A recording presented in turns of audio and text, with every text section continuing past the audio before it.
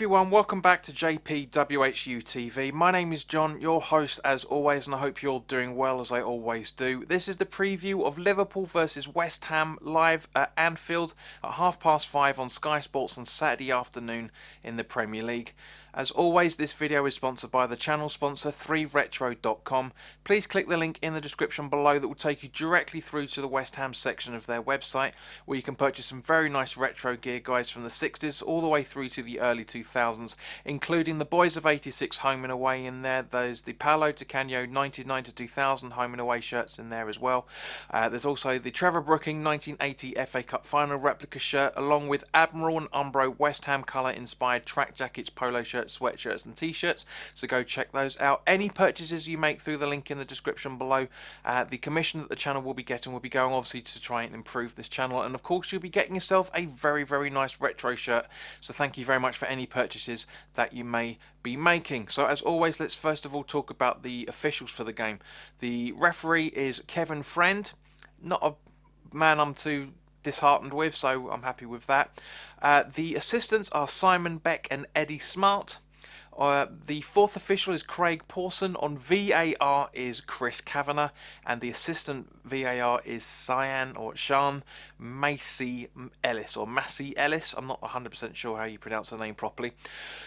Our last 6 games, unfortunately, guys, we've lost 5, drawn 1 and won 0, so it's going to be very difficult, as it always is for us against Anfield. I mean, obviously last season we had a very good game against them. We lost 3-2, but a very good performance. But you know, that's the way things are with when it comes to West Ham and Liverpool. Obviously, you know, in the 2015-16 season we got the victory at Anfield for the first time in 52 years. But as I say, recently we've been doing all right up there, but not brilliantly. Last time out, Liverpool beat a very resilient Sheffield United 2-1 with goals from Firmino, who's currently on 1 goal and 2 assists so far this season, and Jota, who's got 2 goals as well.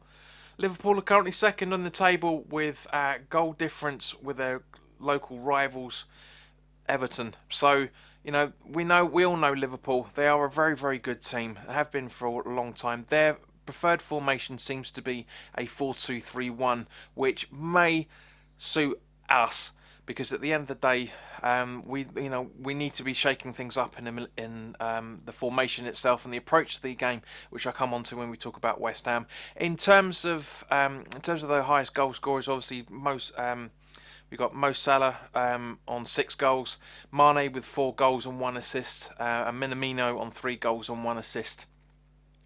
At the time of this recording, Tomiskas, I think you pronounced that, is out with a thigh injury. Keita's 50% chance of returning to the squad, but he's having a bit of a fitness issue by the looks of it. Thiago has a knee injury, and Matip is also 50% with a fitness issue. So basically they're all 50% to try and return for this fixture. Van Dijk, as we all know, is out for pretty much the rest of the season after that stupid tackle by what's his name, the England goalkeeper and the Everton goalkeeper, whose name escapes me for the moment. And also Oxlade-Chamberlain is also out with a long-term knee injury as well, with no return date. As we know, on Tuesday evening, Fabinho sustained a thigh or a hamstring injury, I should say, in their Champions League game. So things are looking pretty good for us in terms of that, because you know, some of their very key players are out at the moment. You know, Keita could be back, as I said. You know, Thiago could be back. Matip could be back as well. So I'm guessing probably at least some of those could be back for this fixture, if not all of them. We'll have to wait and see, of course.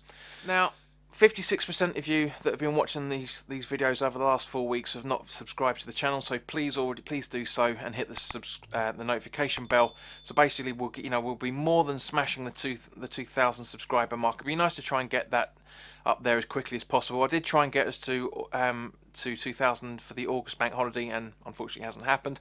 So at the time of this recording, we're still 8 away from 1,700. So by all means, please do subscribe to the channel if you're enjoying the content.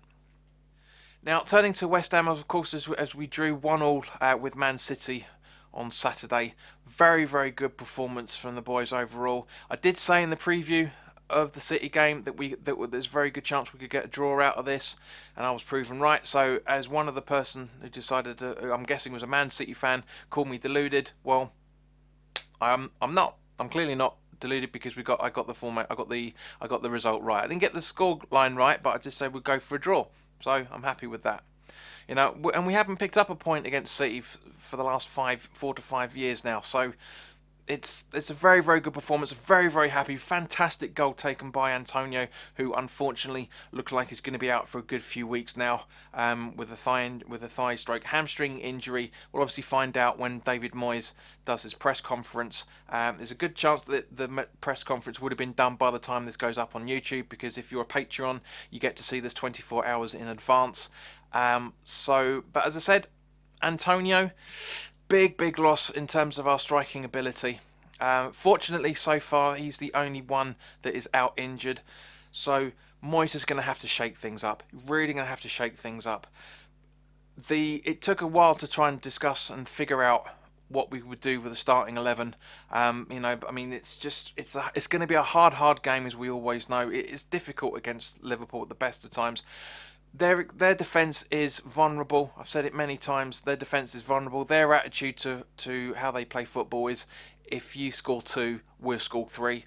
You know, we can get at Liverpool's defence, especially with their so-called weakened side at the moment. Their defence is as fragile as Spurs is as well. So things are looking positive from our point of view, because even without Antonio, we've still got a lot of very, very good grafters in there. So this is the starting 11 that I think we should be putting out. Fabianski in goal, with a back four of Soufal, Balbuena, Ogbonna and Creswell. Rice, Soucek and Fornals making up the midfield, with Bowen, Allaire and Masuaku up front.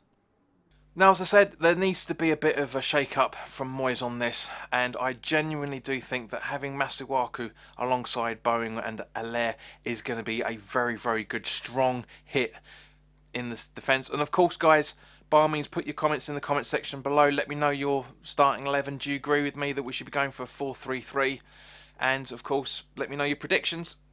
I'd love to see a point. I really, really would love to see a point once again. I don't think we will. If we get a point, I'll be very, very happy. If we get all 3, of course, I'll be absolutely ecstatic. But Liverpool are a difficult team to play against. And as I say, their 4-2-3-1 formation may work to our advantage with the 4-3-3, but we'll have to wait and see. But in the meantime, guys, thank you to everybody that's joined me for the weekly live chat, and of course for you guys watching this preview as well. We will be live at 5:25 on Saturday afternoon / evening to talk about the team sheet and of course the watch along as always. So in the meantime, guys, look after yourselves, enjoy the rest of your week, and I'll see you Saturday evening. All the best now, take care.